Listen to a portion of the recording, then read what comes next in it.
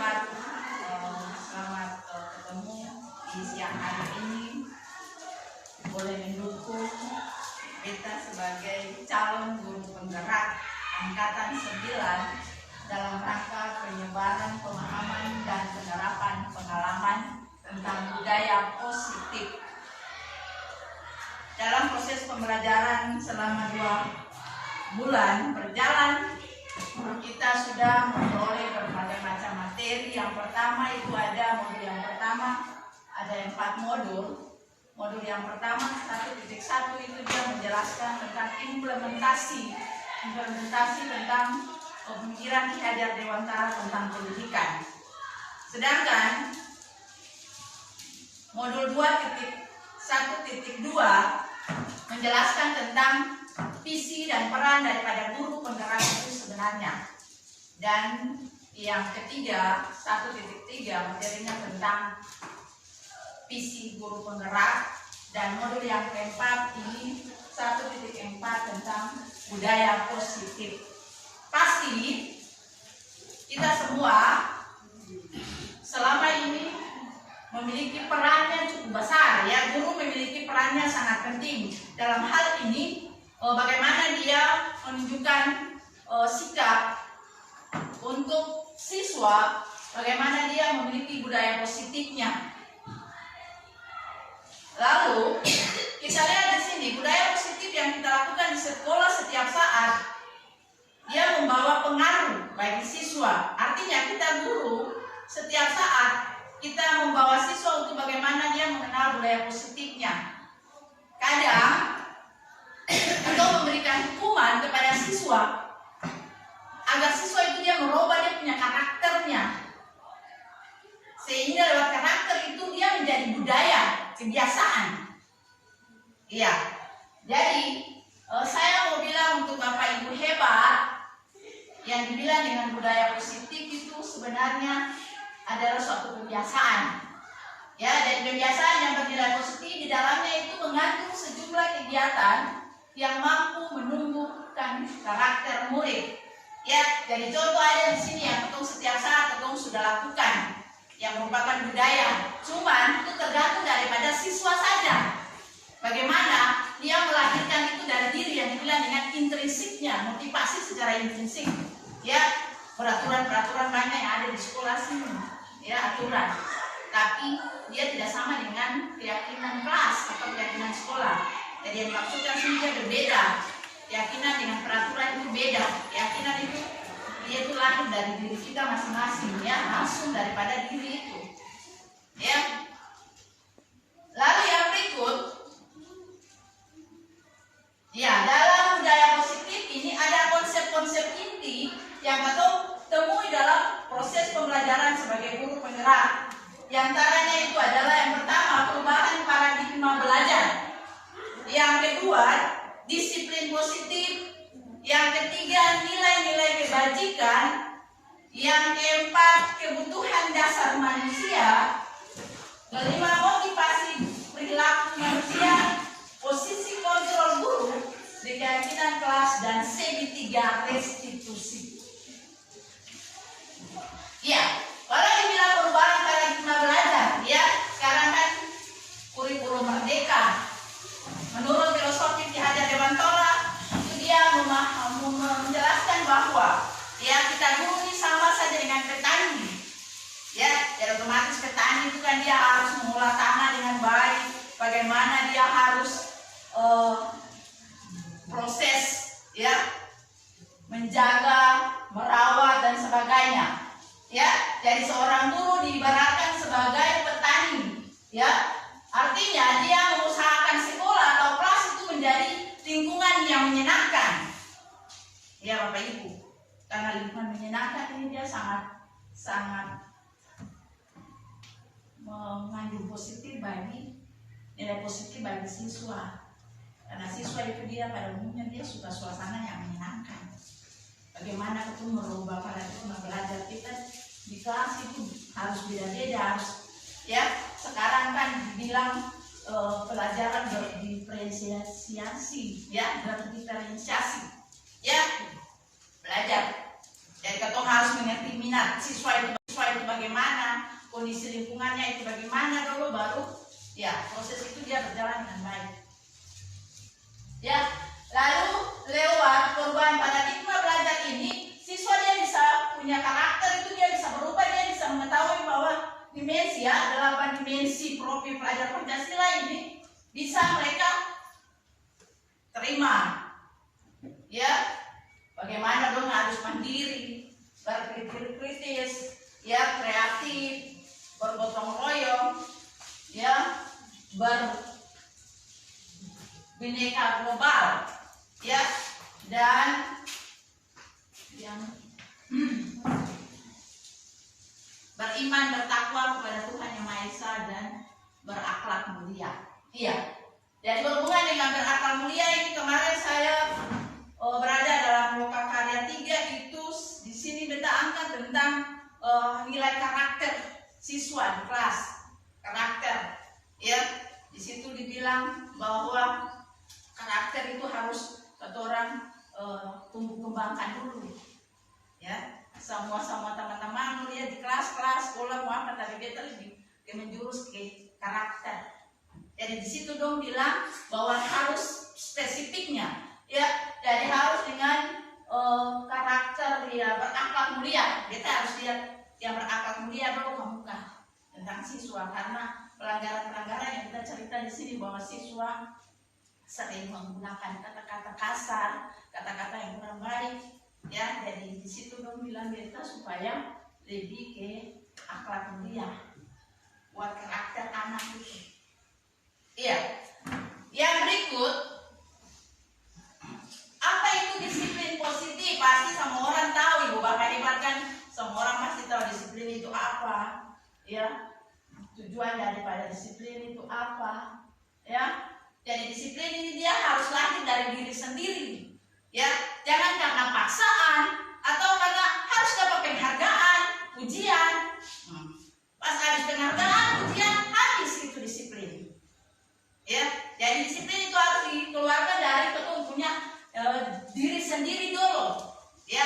Jadi disiplin ini bukan berarti dari siswa saja, ketua guru lain harus, karena ketua jadi contoh, ya.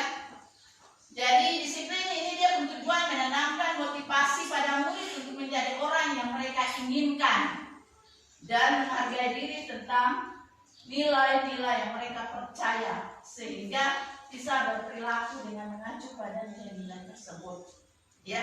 Jadi nilai-nilai tersebut ini nilai-nilai keyakinan yang universal, ya. Yang berikut, nilai-nilai kebajikan, ya. Jadi nilai-nilai kebajikan ini merupakan hal kunci yang perlu diajarkan kepada murid, ya. Menurut Diane Gosen, bahwa kita ingin menumbuhkan motivasi intrinsik dalam diri seseorang, maka tumbuhkanlah pemahaman terhadap nilai-nilai kebajikan.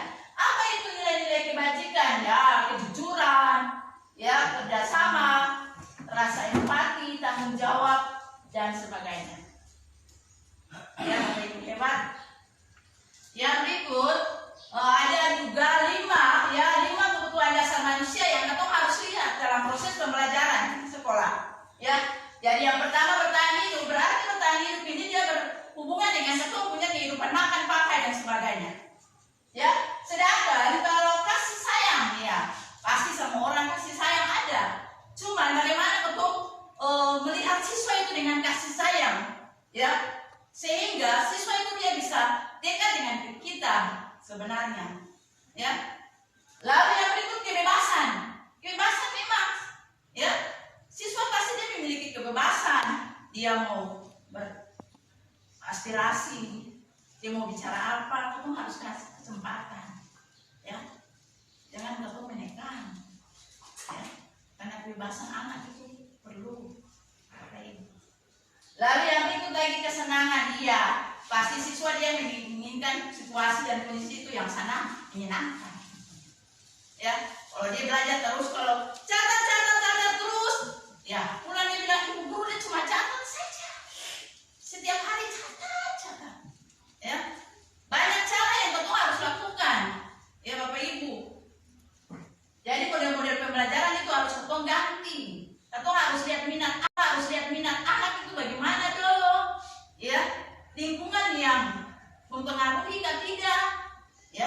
sehingga kita ambil model-model pembelajaran itu sesuai, ya, sehingga siswa itu dia rasa senang.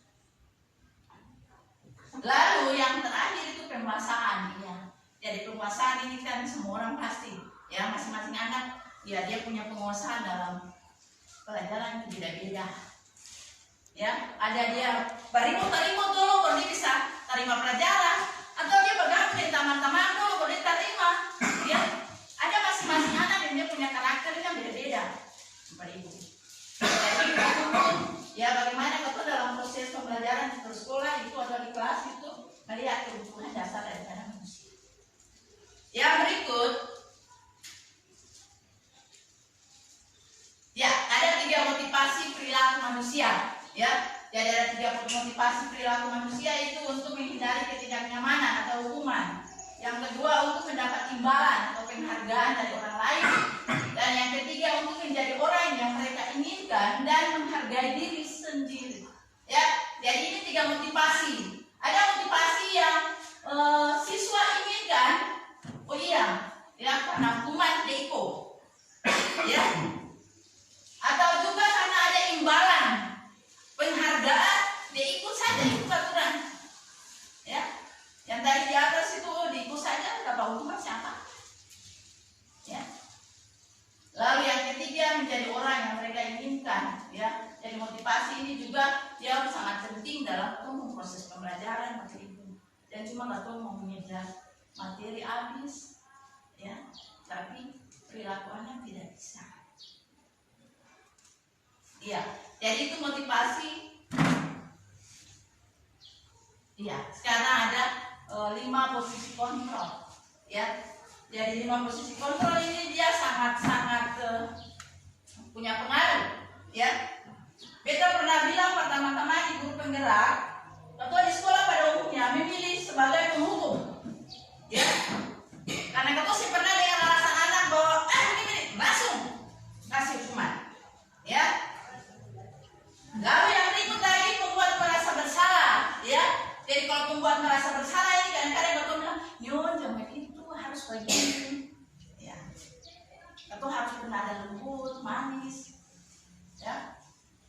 Lalu yang ketiga sebagai teman, artinya betul bikin dia sama dengan teman begitu. Ya. Mengajak dia bicara, ya, secara dekat apa masalahnya. Ya, kamu mau seperti yang mana? Dan yang keempat itu pemantau, ya.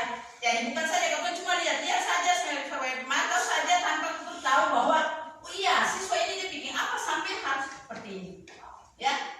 Lalu yang kelima manajer, ya. Jadi manajer ini bukan berarti dia cuma pantau saja, bukan, ya.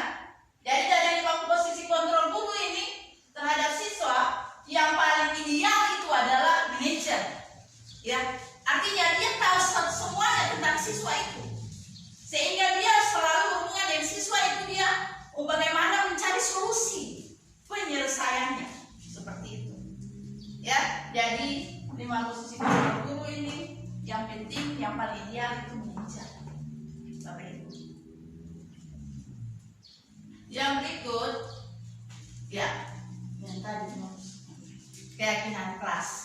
Ya, jadi ini keyakinan kelas dia merupakan sebuah nilai universal yang telah disepakati. Ya, setiap guru sebenarnya di kelas itu harus buat kesepakatan kelas. Ya, yang dibilang dengan keyakinan kelas, supaya ketika siswa ada kedapatan dia melakukan sesuatu pelanggaran, ya, atau membuat penyelesaian, dia sudah tahu persis bahwa oh iya keyakinan kelas dalam kelas itu sudah kesepakatan apa, semula begini, semula begitu, ya. Ya, jadi kita baru pernah buat di 82. Di situ ada 3 nilai keyakinan kelas yang itu tunjukkan Pak Beta. Yang pertama itu jujur, artinya ada bilang ketos nyontek kalau ulangan. Yang kedua bertanggung jawab, harus menjaga kelas itu aman. Dan yang ketiga menjaga kebersihan. Dijawab 3 itu, ya, keyakinan kelas.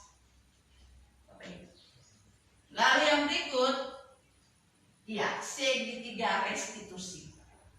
Ya, Jadi dibilang segitiga restitusi. Jadi restitusi ini dia merupakan langkah awal ya dalam proses penyelesaian masalah.